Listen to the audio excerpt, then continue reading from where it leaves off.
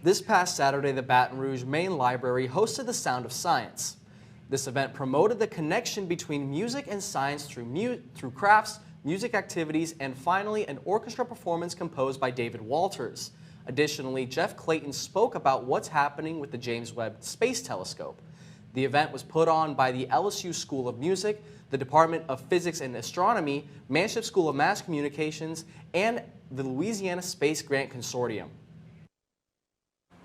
Women, minorities, a lot of those groups don't dominate in scientific fields, and I hope that through events like this that are accessible to everyone can inspire more people to get into those worthwhile careers. Well, science is for everybody, and it's also a social activity, and so the combination of music and science was a natural synergism. With Global Astronomy Month coming up, it's a perfect time to look into how you can get more involved with the science around us.